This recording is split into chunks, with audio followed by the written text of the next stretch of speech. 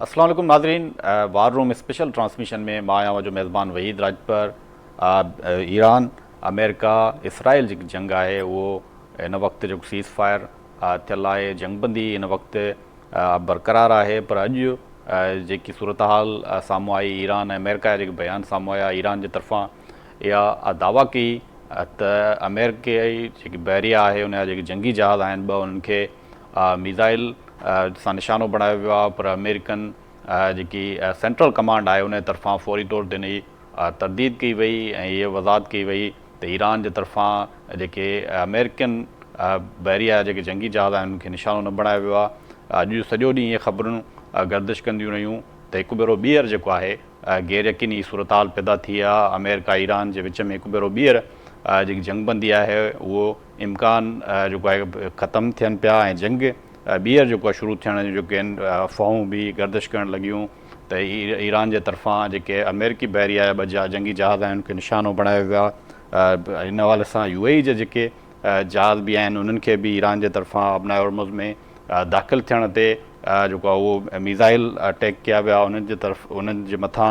ऐं UAE में अॼु सॼो ॾींहुं ऐं अलर्ट बि शहरनि खे जारी कया विया त मिज़ाइल अटैक जेको आहे जो थ्रेट अलर्ट जारी कयो वियो। ऐं UAE में बि जेकी गैर यकीन वारी सूरत हाल हुई।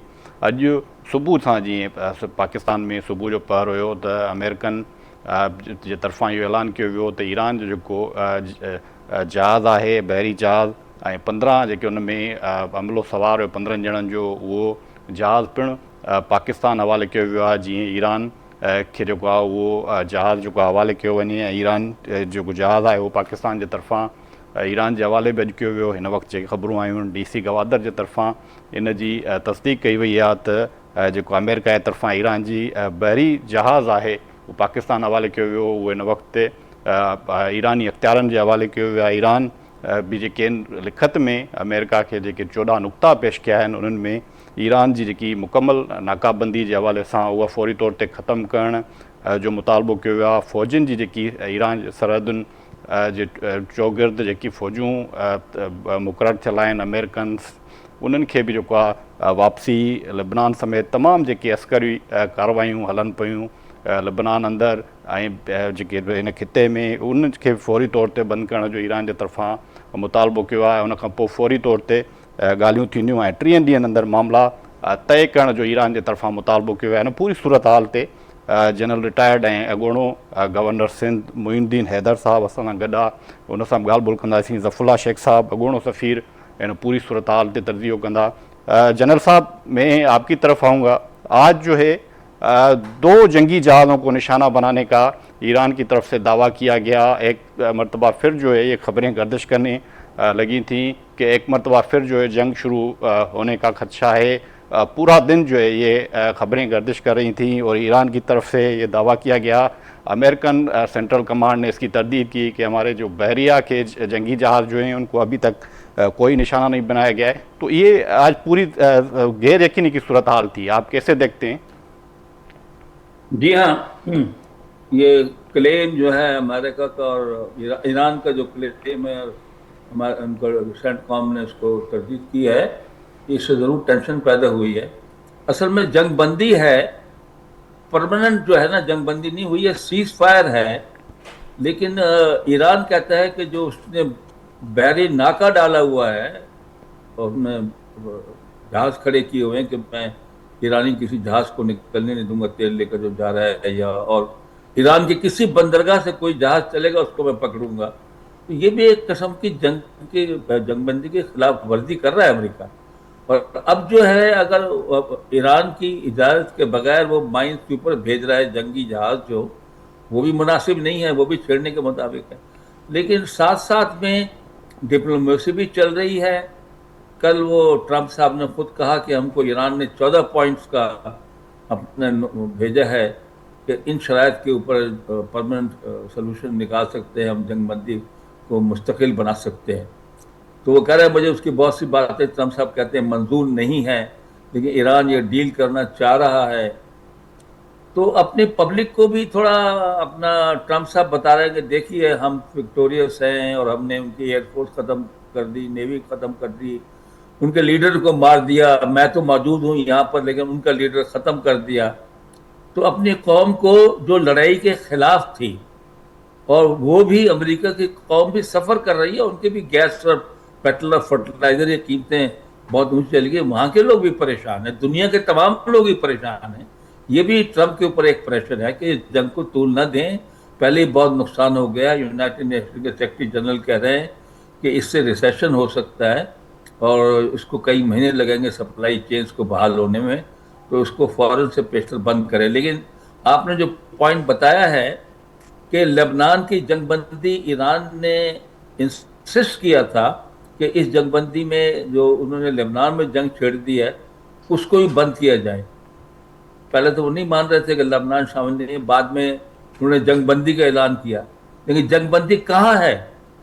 डेली वहाँ पर लेबनान के वो सिविल लोगों को मार रहा है, अस्पतालों पे हमले कर रहा है, पैरामेडिक्स पे हमले कर रहा है, जर्नलिस्ट को पकड़ रहा है, और डेली हाथी का 10 आदमी मारे गए, 20 मारे गए, 40 मारे गए लेबनानियों के, और घरों को सबको उड़ा रहा है, तबाह बर्बाद कर रहा है, बलिया मेट कर रहा है ताकि ये वो इलाके को अपने शामिल कर दे।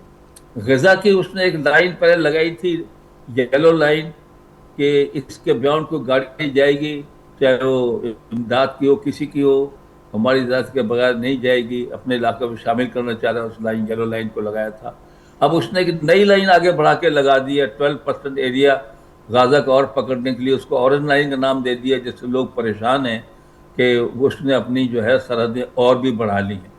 तो वो हर तरफ अब देखे ना, वो नहीं चाहेगा कि इस तरह कोई अमन कायम हो जाए, वो तो स्पॉइलर है, और वो तो चाहता है कि ईरान को हमेशा के लिए ख़त्म कर दिया जाए। तो ईरान को, इसको इसराइल को भी समझाना पड़ेगा, अमेरिका को सख्ती के साथ लगाम डालनी पड़ेगी कि आप इस मामले को, दुनिया में अब इस पर तशवीश बहुत ज़्यादा बढ़ती जा रही है। मैंने चाइना भी जाना है, वो अब चाइनीज भी मेरे साथ ये मसला ज़रूर उठाएंगे कि ये क्या सिलसिला है कि हमने तमाम दुनिया को तकलीफ में डाल दिया है और हमारा तेल भी आपने बंद कर दिया है, और आपने हमारे पास आने से पहले तो हुर्मुज़ को खोल के इसको सेटल करके करके आना चाहिए। तो ये भी उनके दिमाग पर प्रेशर होगा ट्रंप के इस चीज़ का। तो हम उम्मीद करते हैं कि चाहता तो अमेरिका भी है कि कोई हल हो जाए, और वो जो स्टिकी पॉइंट है उनका, वो जो न्यूक्लियर के बारे में, तो वो ईरान कहता है उस पर बाद में बात होती रहेगी, पहले हुर्मुज़ को खोलने की बात करें। और सबसे बड़ी बात यह है, आप गारंटी देंगे फिर चंद महीनों बाद अब हमला आप इजराइल से करा देंगे या खुद नहीं कर देंगे? जब भी मुज़ाकरात होते हैं उसको थोड़े दिन बाद ये काम शुरू कर देते हैं। तो वो उसकी भी गारंटी चाहते हैं। उनका एक मेन पॉइंट ये है, और कहते हैं न्यूक्लियर का अगर इशू थोड़ा ट्रिकी है और टाइम लगेगा उसमें, तो उसको हम बाद में करेंगे, बाकी हम हालात को नॉर्मलाइज करते हैं और इस हुर्मुज़ को खोलते हैं। तो जेस्चर ऑफ गुडविल अमेरिका का अच्छा है कि उसने एक जहाज़ इनके ईरानियों का पाकिस्तान के तवस्सुत से छोड़ दिया है, उसमें तमाम आदमी सेफ हैं। तो this is a confidence building major which shows के अमेरिका भी इस मसले को हल करने चाहता है, और अमेरिका अपने आप को विक्टोरियस दिखाना चाहता है कि मैं फातेह हूँ, मैंने सब चीज़ तबाह कर दी, बर्बाद, ताकि अमेरिकी अवाम कहें कि आपने जो इतने $बिलियन फूंक दिए हैं उसका क्या फ़ायदा हुआ, और उल्टा आपने हुर्मुज़ को बंद करा के दुनिया को तकलीफ में डाल दिया। तो ईरान समझता है कि मैंने इतनी बमबारी इनकी बर्दाश्त की, लेकिन मैंने सरेंडर नहीं किया, मैंने सर नहीं झुकाया, मैं भी फातेह हूँ, तो मेरी भी टर्म्स कंडीशन मानी जाएं। तो सरेंडर नहीं किया है हमने, कि सरेंडर करने के बाद फिर जो भी शर्त होती है उसको मानना पड़ता है। तो दोनों तरफ से यह है, दोनों को अपनी पब्लिक को सेटिस्फाई जी, करना दोनों है। तरफ पर से दोनों जो है वो लगातार वो कर रहे हैं एक्सचेंज अपने पॉइंट्स का, और बात डिप्लोमेसी के थ्रू आगे बढ़ रही है पाकिस्तान के तवस्सुत से। जी, पाकिस्तान की तवज्जो से बातचीत जो है वो पेशरफ्त हो रही है। ज़फ़रुल्लाह शेख साहब जो साबिक़ सफ़ीर हैं हमारे साथ, मिडल ईस्ट में रहे हैं, गहरी नज़र है मिडल ईस्ट पे, जनरल साहब में उनसे बात करेंगे। ज़फ़रुल्लाह शेख साहब वेलकम तव्हांखे चवंदासीं। ही हिन वक़्तु अॼु सॼो ॾींहुं जेके आहिनि सुबुह सवेर उथियासीं, या सुठी हिकिड़ी पेशरफ्त हुई त अमेरिका जेको ईरान जो बहरी जहाज़ हुयो उहो पाकिस्तान ज़रिए उनजे हवाले कयो। हिन वक़्तु DC गवादर जा जेके आहिनि उहे ख़बरूं अचनि पियूं त ईरान जे हवाले थी वियो आहे, ऐं सॼो ॾींहुं ख़बरूं गर्दिश में रहियूं त ईरान जे तरफ़ां दावा कई वई त अमेरिकन जेके बहरी जंगी जहाज़ आहे उनखे निशानो बणायो वियो आहे। अॼु पूरो ॾींहुं अफ़वाहूं हलंदियूं रहियूं, हिकु भेरो ॿीहर जेकी सूरत हाल हुई गैर यकीनी आयल सूरत हाल हुई। ज़फ़रुल्लाह शेख साहब। अदा महिरबानी तव्हांजी, तव्हां दावत ॾिनी। ॾिसो अॼु तव्हां बिल्कुलु सही ॻाल्हि कई। एक्चुअली छा आहे त हाणे इहो ईरान में जेके हाणे मां डायरेक्टली हुन ते जेके पॉइंट्स वग़ैरह हिक ॿिए में एक्सचेंज थियूं आहिनि पाकिस्तान जे थ्रू, ईरान ॾिनियूं, वरी हुनजो जवाबु अमेरिकन्स ॾिनो। जी 14 पॉइंट्स न हाणे जेके पॉइंट हा उहे ई 14 ई आहिनि। उन में छा आहे त काफ़ी जेके डिमांड्स ईरान जो हुयूं उन में हुननि खे थोरो ईरान थोरो पंहिंजो हेठि लथो आहे ऐं उन्हनि जेके तमामु जेके डिमांड्स हाणे इन्हनि सभिनीनि खे अंदरि जेकी आहे अखबूट हले थी पई, शटल जेकी आहे डिप्लोमेसी इहा सॼी ज़ाहिर नथी थिए, अञा हले थी पई अंदरि।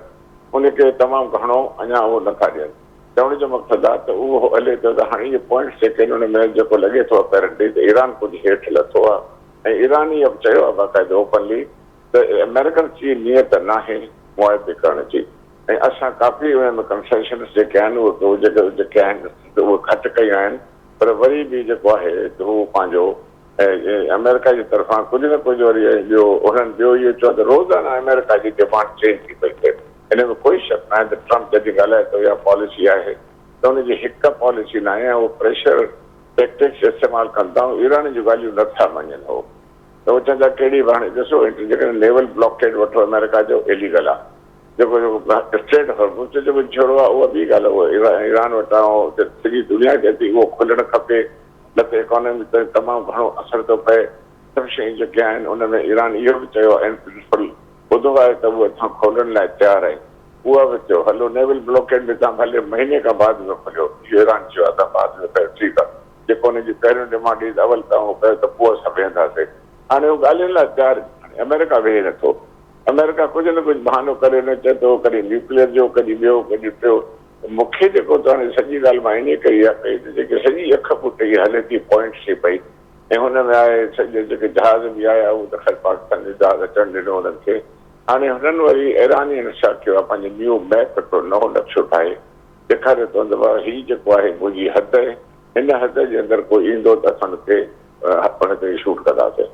अहिड़ी तरह इहा ख़बर बि हली आहे जेकी तव्हां ॿुधाई त ॿ अमेरिकन्स जेके हुयूं हिकु शख़्स जेको हुया उन्हनि खे ईरानियुनि जे मिसाइल हिट कयो आहे ऐं उनखे नुक़सानु बि पहुतो आहे। हाणे उहो अञा जेको आहे जे तरफ़ां चयो आहे त न न इहो कूड़ आहे अमेरिकन सां, पर हे चवंदा असां हिट कयो आहे।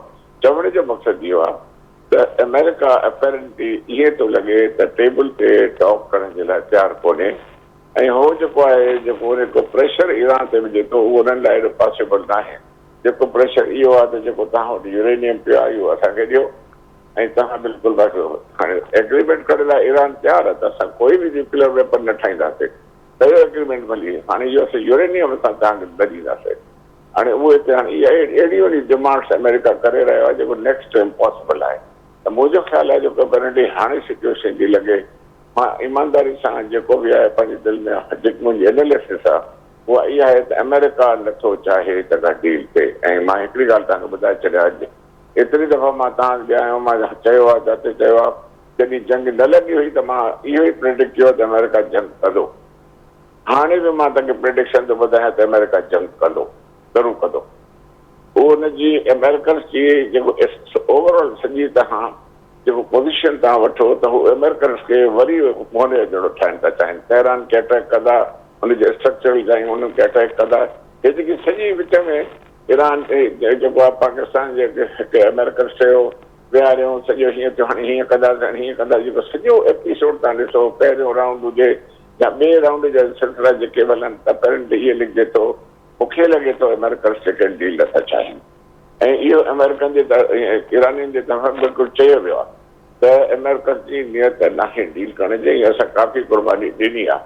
पोइ मक़सदु मूंखे लॻे थो मां बि सम्झां थो त अपेरेंटली लॻे थो त ईरान जेके अमेरिकन्स आहिनि उहे हाणे सिंधीअ में दादागिरी चवंदा आहिनि, पर उन में इहो आहे त उहो अटैक कंदा ऐं ॾिसो छो जो हुननि खे कॾहिं बि ईरान खे हिन पोज़ीशन में न आहे ॾिसणो। पर हाणे हिते हिकिड़ी ॻाल्हि आहे रशियन्स जे तरफ़ां अमेरिकन सां उहो पुटिन जेको आहे प्रेसिडेंट ट्रम्प सां बि ॻाल्हायो आहे, काफ़ी हुनजी डिस्कशन्स हिन ते थियूं आहिनि। जेकॾहिं हाणे अमेरिकन अटैक कयो जेकॾहिं ऐं जेकॾहिं वरी रशिया बि अची वियो हुन सां गॾु पोइ मुंहिंजो ख़्यालु आहे हीअ जेकी बाहि आहे इहा काफ़ी वधी वेंदी ऐं मां सम्झां थो इहो ॿियो पहिरियों बि मिसकैलकुलेशन हुई अमेरिकन जी जो वॉर हिन सां ईरान ते अटैक कयो, हाणे बि हिन जी ग़लती हूंदी जेकॾहिं ईरान ते वरी अटैक कंदा। जी गलती होंगी। जनरल साहब भी शेख साहब असां सां गॾु। जनरल साहब, शेख साहब ये कह रहे हैं कि अमेरिका कोई मुआहदा जो है वो नहीं चाह रहा, वो माहौल बना रहा है एक मरतबा फिर ईरान पे हमला करने के लिए, आप क्या कहेंगे? देखिए, इस पर तो कोई शक की बात नहीं है कि उसने अपने बैरी बेड़े को वहां रखा हुआ है, और सुना है कि इस इलाके में 45-50 हजार उसने फौजी भी इकट्ठे किए हुए हैं, मरीन और दूसरे लोग। 15,000 कोई सर, हवाई 15,000 आज जो कह रहे। बेड़ा है उसका जो नहीं 40-45 हजार आदमी मुख्तलिफ जगहों पर उसने रखे। 15,000 तो उसने जहाजों के ऊपर रखे हुए हैं ना, मरीन उतारने के लिए अपना कराग आइलैंड्स के ऊपर। उसके अलावा भी वो बताना चाह रहा है कि मैं ज़मीनी भी हमला आप पे कर सकता हूँ। तो वो फौज ज़रूर इकट्ठी कर रहा है सेंटकॉम में, और उन्होंने अपने ज़्यादा जो है काफ़ी जहाज़ लैंड बेसिस पर भी लाए हैं आगे, जो उनके पास कुछ फैसिलिटीज अब तक मौजूद हैं, और उन्हें एक नया एयरक्राफ्ट कैरियर भी इंडक्ट किया है अभी। तो वो ये प्रेशर ईरान पे बिल्डअप कर रहा है कि आपने हमारी जो शर्तें हम पेश कर रहे हैं उसको मनो अन आप मान लें, और नहीं तो देखिए ये हम फिर से तैयार हैं आप पे हमला करने के लिए। तो एक तो बात ये है कि जाहिर है आप उनकी तबाही मचा देंगे, वाकई आप उनके कोई बिजली घर तबाह कर देंगे, ब्रिजेस तबाह कर देंगे, जो आपका प्लान जो बार बार ट्रम्प साहब कहते हैं। लेकिन पहले ना उनको झुका सके हैं आप, ना आपने पहले वो ईरानियों को सरेंडर कर सके हैं। और दूसरी बात है, ईरान कोई इतना भी मजबूर महज नहीं हो गया कि वो खाली मार खाता रहेगा। वो अगर इनकी बहरी बेड़े अगर रेंज में होते हैं, जो कुछ को आगे लाना पड़ेगा अगर उनके जहाज इस्तेमाल करने हैं, ताकि जहाज हमला करके वापस उतर भी सके वापस अपना एयरक्राफ्ट कैरियर पर। तो वो अगर उनके पास मिसाइल उन पर वो तो मारेगा, फिर इनको कोशिश करेगा। ईरान ने भी कोई ना कोई तरीका रखा होगा ना, उसके मिसाइल तो बड़े इफेक्टिव हैं, उसके ड्रोन बड़े इफेक्टिव हैं। तो अमेरिका भी नुकसान उठाएगा, और अमेरिकन पब्लिक जो है जितने पोल्स हुए हैं वो इस जंग के खिलाफ है, और वहाँ इस जंग के बुरे असरात फैल रहे हैं अमेरिका में गैस की और उसकी। हालांकि अमेरिका बहुत बड़ा खुद प्रोड्यूसर है, एक्सपोर्टर है ऑयल का, बट वहाँ गैस की कीमतें, पेट्रोल की कीमतें बढ़ रही हैं, फर्टिलाइजर की कीमतें बढ़ रही हैं। लोग परेशान हैं अमेरिका में भी, वो जंग कुछ ख़त्म करना चाहते हैं। तो बता दें अमेरिका की, यार देखो मैंने इनके अब बंदे भी मार दिए, इनके लीडर, मैंने इनकी एयरफोर्स तबाह कर दी, इनकी नेवी को मैंने समंदर की तह में भेज दिया, ये करके विक्ट्री अपनी जो है अनाउंस कर दे और चला जाए। क्यों और पैसे खर्च फूकना चाहता है इसमें? पहले भी वो अमेरिकन पब्लिक इजाज़त नहीं दे रही कांग्रेस इतनी आसानी से कि और पैसे इनको दे। तो दूसरा वो माहिदा चाहेगा ईरान चाइना जाने से पहले। और खाली वही नाराज़ नहीं है, चाइना का बेशतर जो पेट्रोल है वो यहाँ से ईरान से आता है, साउथ कोरिया का, जापान का बहुत बड़ा है, इंडिया के बहुत है, बांग्लादेश है, पाकिस्तान है, सब लोग हुर्मुज़ के थ्रू हम तेल लेते हैं। तो हम सब परेशान हैं। तो ये एक प्रेशर भी उनके ऊपर है कि आप क्या चाहते हैं कि दुनिया की इकॉनमी तबाह हो जाए, यहाँ दुनिया में रिसेशन आ जाए, और मतलब कि बदहाली फैल जाए, और गुर्बत फैल जाए, पॉवर्टी फैल जाए। ये क्या तरीका है? कभी क्यूबा के बंद कर दे तो तेल पानी वो तकलीफ में अंधेरे में है, कभी वेनेजुएला का आपने बंदा उठाकर अपना उनका तेल पर कब्जा, उनकी कंपनियां पहुंच गई कब्जा करने के लिए। ये क्या तरीका है भाई? दुनिया देख रही है, और इसलिए आपके अपने साथी नेटो जो है आपसे पीछे हट गए हैं। इन्होंने कहा कि हमारे सब हम मुश्तक़ल तौर पर कार्रवाई करेंगे ईरान के खिलाफ। एक मुल्क नहीं आया, बल्कि 2-3 मुल्कों ने तो उसके खास बयान दे दिया कि हरगिज़ हम शरीक नहीं होंगे, ना नाका डालने में, बहरी नाका जो आप है, ना किसी और चीज़ में। तो उसके नेटो के एलाइज भी उससे हट रहे हैं, दुनिया में भी उसके खिलाफ जो है अमेरिका के खिलाफ बेचैनी फैल रही है उसकी पॉलिसी के खिलाफ। अमेरिकन पब्लिक खुद जितने पोल्स आए हैं वो इस जंग के खिलाफ है। तो क्यों दोबारा जंग करेगा और क्या हासिल करेगा? कुछ भी हासिल नहीं करेगा, कुछ भी हासिल नहीं करेगा। जनरल साहब, ज़फ़रुल्लाह शेख साहब की तरफ में आऊँगा। ज़फ़रुल्लाह साहब, मैं उर्दू में सवाल करूँगा आपसे, जनरल साहब भी समझें। मैं शेख साहब आपसे सवाल ये है कि जैसे जनरल साहब ने कहा, ट्रंप पे जो है इंटरनल भी प्रेशर है, और जो है बाहर का भी जो है नेटो के ममालिक भी हैं, दुनिया का प्रेशर है, अंदरूनी तौर पर बड़ा प्रेशर है जंग के खिलाफ। तो आप क्या देखते हैं? जर्मनी ने सख्त बयान दिया, जर्मनी से भी जो अमेरिका का बयान कल सामने आ रहा था कि 5,000 जो एहलकार हैं वो हम वापस बुलाएंगे। खुद जो है अमेरिका में कई स्टेट ऐसी हैं जहाँ पे $6 में पर गैलन मिल रहा है, जो $2.5-3 में वहाँ पे जो है पेट्रोल सेल होता था। अब क्या देखते हैं पूरी सूरत हाल, जो इंटरनेशनल प्रेशर है उन पर?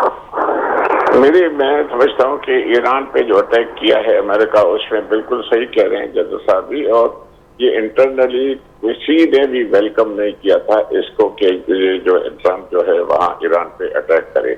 उन्होंने ये कहा, ये अवाम भी कहता था और सारे कहते थे क्यों अटैक किया, क्या उनकी आप रिजीम चेंज करने के लिए किया या कोई और आपका मकसद था? रिजीम चेंज हुआ नहीं, उन्होंने खुमेनाई को मारा, सबको मारा, वो नहीं हुआ, कामयाब नहीं हुए उसमें।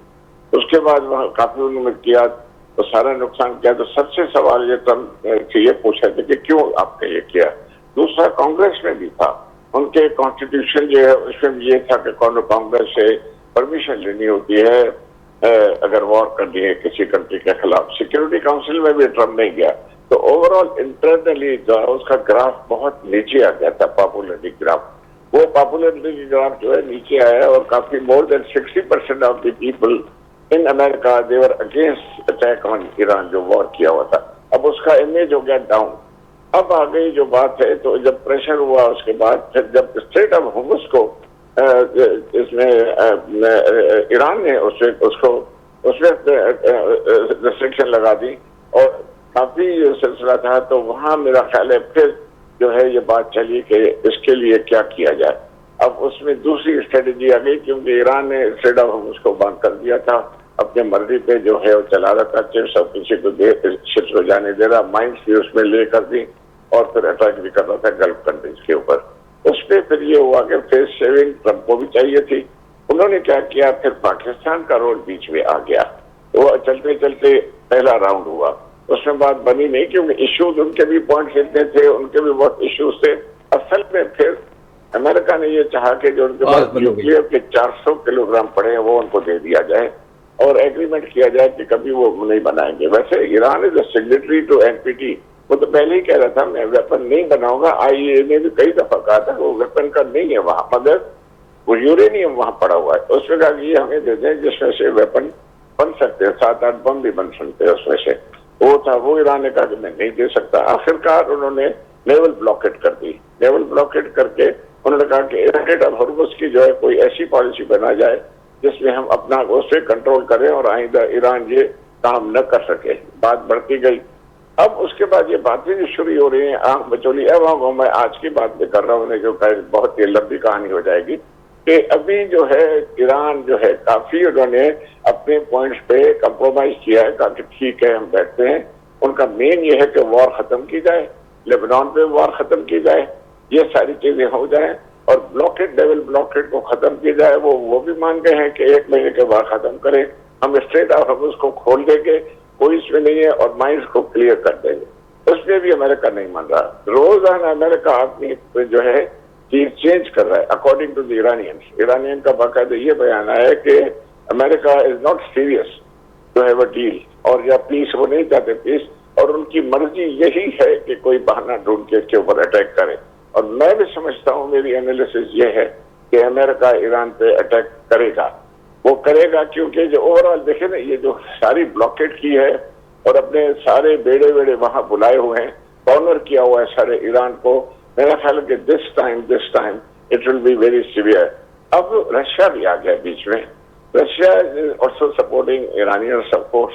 तो रशिया ने ट्रम्प से बात की है, पुतिन से, तो वहां भी चल रहा है। खुदा न खासा इस दफा अगर दिस कैलकुलेशन दोबारा अगर ट्रम्प की हुई और ईरान पे अटैक हुआ, तो मैं समझता हूँ रशिया चुप बैठेगा नहीं।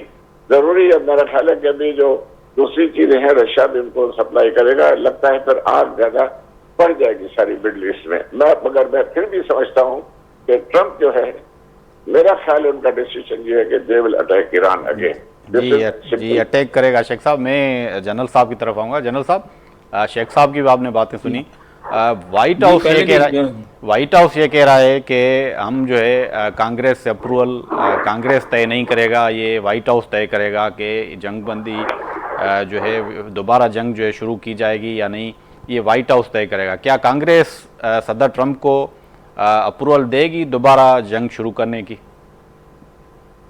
دیکھیے پہلے بھی جب اس نے حملہ کیا ہے، بلکہ حملہ پہلے اس نے نہیں کیا، اسرائیل نے پہلے حملہ کیا اور اسرائیل نے اس کو جنگ میں کھینچا ہے امریکہ کو، اور سالہ سال سے وہ امریکہ پہ پریشر ڈالتا رہا کہ ایران کو تباہ کی جائے، وہ ایٹم بم بنا لیں گے، ان کے میزائل کی انبار میں آ جائیں گے. وہ تو سالہ سال سے یہ کہہ رہا ہے.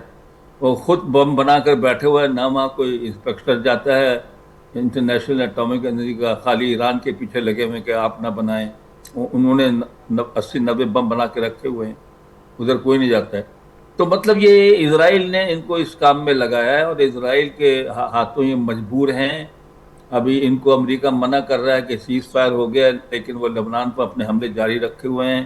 جو غزہ میں پالیسی طے پائی تھی، ایکارڈ طے پایا تھا، اس کے مطابق عمل نہیں کر رہا. روز 8-10 آدمی وہاں بھی غزہ میں بھی مارتا ہے، نئی نئی لائنیں کھینچ کے ان کے زیادہ علاقے کو کنٹرول میں لیتے جا رہا ہے.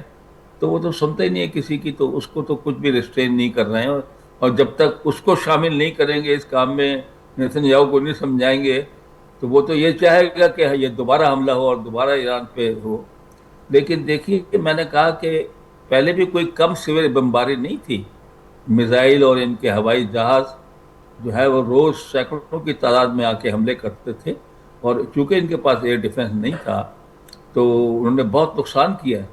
تو اب دوبارہ یہ کام کریں گے اور پیسے پھونک دیں گے امریکہ کے، تو پہلے بھی کچھ حاصل نہیں کر سکے، اب کیا حاصل کر لیں گے؟ انہوں نے بھی تیاری پکڑی ہوئی ہے، وہ جو کچھ ان سے ہو سکے گا وہ بھی کریں گے. باقی وہ تیار ہے ہرمز کو کھولنے کا. اب اپنا ایران، آپ ناکہ بحری ناکہ ہٹائیں، وہ بھی کھول دے گا. اب رہا اس کے اندر جہاز رانی کا، تو اس نے کہا جی میں نے جو ٹیریٹوریل واٹر ہوتے ہیں وہ 12 میل کی لمٹ ہوتی ہے ان کی، تو 12 میل اندر ادھر سے ہے اور 12 میل عمان کی طرف سے ہے. تو بیچ کا جو علاقہ جس کو آپ کہہ سکتے ہیں انٹرنیشنل گزرگاہ ہے، اس کو مائن کیا ہوا ہے انہوں نے. وہ مائن ان کو ہی پتہ ہے کہاں پر ہے.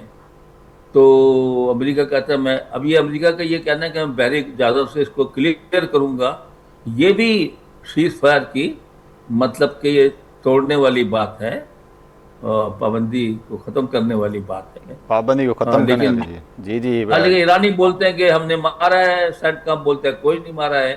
لیکن امریکہ مجھے پتہ ہے معاہدے کی طرف بڑھ رہا ہے اور کافی پوائنٹس ایکسچینج ہوتے رہتے ہیں اور وہ پسند بھی نہیں آتے. ظاہر ہے جب آپ جنگ بندی کرتے ہیں تو آپ کو کچھ دینا پڑتا ہے، کچھ لینا پڑتا ہے. یہ نہیں ہوتا کہ آپ نے کوئی، انہوں نے یہ نہیں سرنڈر نہیں کر دیا ایرانیوں نے کہ بھائی آپ جو مرضی ابھی ہم کو شاید پیش کریں. آپ کو پتہ ہے دنیا میں ایسے ملکوں میں، جرمنی کے ساتھ یہ ہوا تھا فرسٹ ورلڈ وار کے بعد، کہ نہ فوج رکھ سکتے ہو، نہ ٹینک بنا سکتے ہو، نہ یہ کر سکتے ہو، نہ فلانا کر سکتے ہو.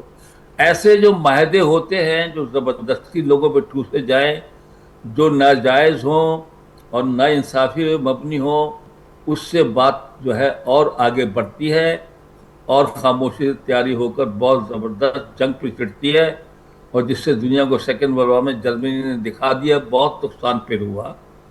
تو یہ ناانصافی کسی پر نہ ٹھوسی جائے، کوئی انصاف کے فیصلے کیے جائیں، ان کو بھی جینے کا حق دیا جائے. انہوں نے بھی بہت مار سہی ہے، اس کو جو ہے ان کا نقصان ہوا ہے، تو اس کو پورا کیا جائے، سینکشنز کو اٹھایا جائے، تو ایران کو دنیا کے ملکوں سے بینکنگ سسٹم سے منسلک کرنے کی اجازت دی جائے، تو پھر تو پائیدار امن قائم ہو سکتا ہے. اور ایران کہہ سکتا ہے میں حملہ نہیں کروں گا آپ پہ اور نیوکلیر ویپن نہیں بناؤں گا. وہ تو پہلے بھی انہوں نے خامنہ ہی سامنے فتویٰ دیا ہوا ہے. تو امریکہ کو بھی چاہیے کہ کچھ اپنے جو ہے نا اس معاملے میں تھوڑا ڈھیلا پڑے، تھوڑا ان کو اجازت دے، اور نیوکلیر اور جو ایشو مشکل ہے تو ان کو مذاکرات ہوتے رہیں، وہ مذاکرات ہوتے رہیں گے تو دنیا میں امن ہو جائے گا. کہ جب ہرمز کھول دیں گے تو سب سے بڑا ایٹم بم سے مسئلہ تو یہ بن گیا ہے نا، جس تمام دنیا سفر کر رہی ہے. تو باقی جو ہے ایران پہلے بھی جو تھا وہ 3.67 پر اس کو ریسٹرین کیا ہوا تھا پرانے معاہدے کے تحت، اور وہ نیشنل ایجنسی کے لوگ آ کے اس کی انسپیکشن کرتے تھے، وہ ان کی پابندیاں جو تھی وہ اس پہ عمل کرتا تھا. جب انہوں نے توڑا ہے، ٹرمپ صاحب نے پچھلے دور میں اس معاہدے کو ختم کیا جو اوباما نے قائم کیا تھا، اس کے بعد وہ اس کو 60% تک لے کر ہوگا. ٹھیک ہے بھائی آپ نے معاہدہ ختم کیا، اب میں آزاد ہوں، اب میں اس کو فردر نریٹ کروں گا. وہ 60 لیول تک لے گئے, ویپن گریڈ 90 تک چاہیے ہوتا ہے. اب وہ کہتے ہیں وہ 60% ہم کو دو, ہم لے جائیں گے یہ جو آپ نے یورینیم کیا. وہ بولتا نہیں آپ کو نہیں دیں گے, ہم کسی اور ملک کو دیں گے. تو وہ روس کو غالباً دینا چاہ رہا ہے. وہاں پہ پچھلے دنوں ان کے فارن منسٹر گئے بھی تھے. تو یہ بات طے ہو سکتی ہے کہ بعد میں پہلے تو دنیا کا ابھی مسئلہ جو حل کریں, اور ابھی بہت جنگ کر لی, جنگ کو چھوڑ دیں. نہ آپ کے ملک پسند کر رہا ہے, نہ آپ کے پاس اتنے پیسے ہیں. آپ دنیا کے مقروض ترین ملک ہیں, اور آپ نے کافی ذخیرہ اپنا ختم کر دیا ہے. کل کو کوئی اور ایمرجنسی تائیوان پر آ گئی تو آپ کے پاس بھی گولہ بارود نہیں ہوگا.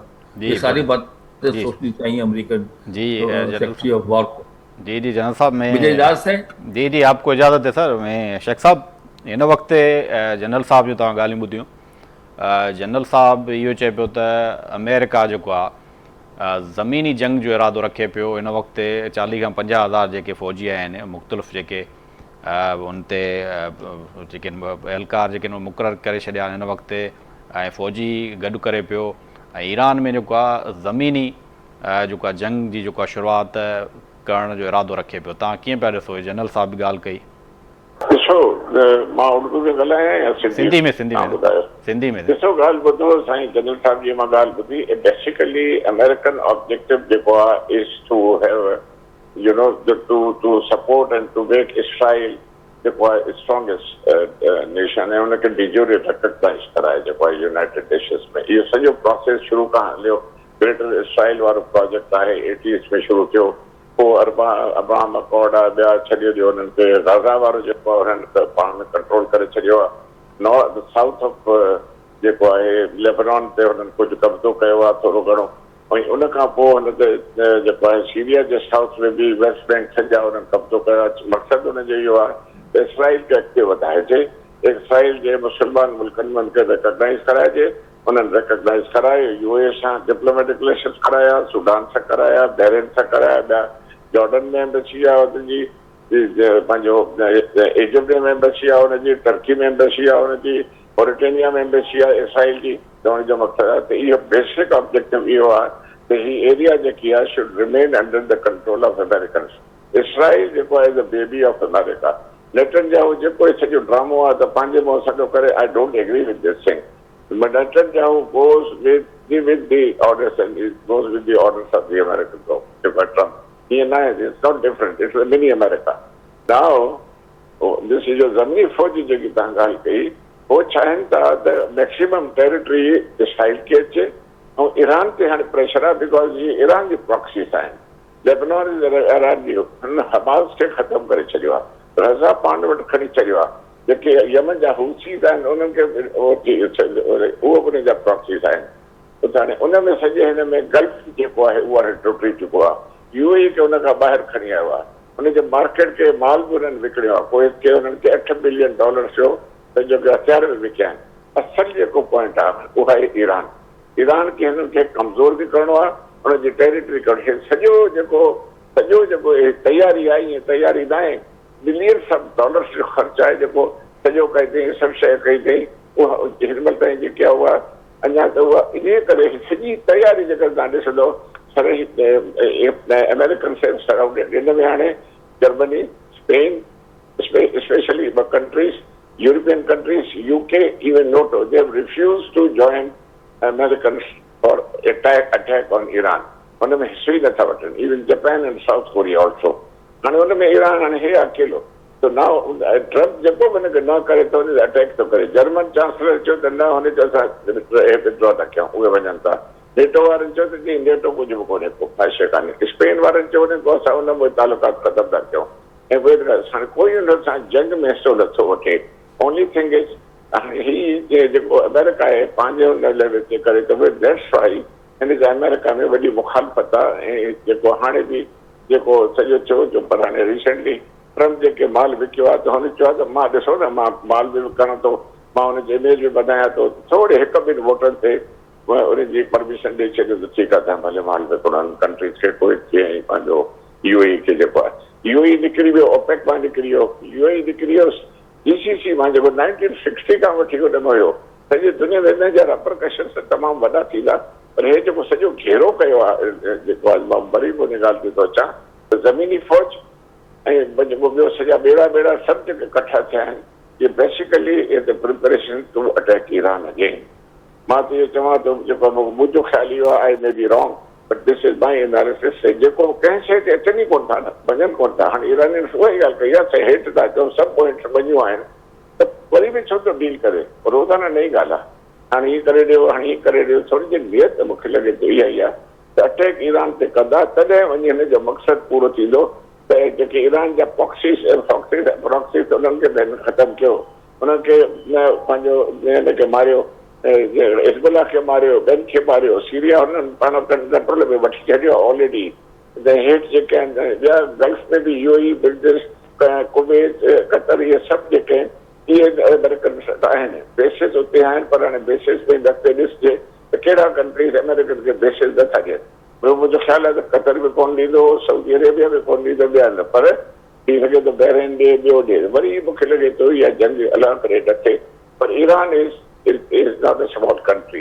ये वॾी मिसकैलकुलेशन हूंदी, तमामु अॻिते ॻाल्हि वधंदी, ख़ुदा ख़ैर करे इहा जंग न थिए। तमामु घणी जेको आहे ॻाल्हि ख़राबु थींदी। ज़फ़रुल्लाह शेख साहब, अॻूणो सफ़ीर, जनरल रिटायर्ड मुइनुद्दीन हैदर साहब, तव्हां ॿिन्हिनि जी वॾी महिरबानी। इन वक़्तु प्रोग्राम जो टाइम पूरो थिए पियो, त ॿिन्ही तर्ज़िया निगारनि जी नाज़रीन तव्हां ॻाल्हियूं ॿुधियूं।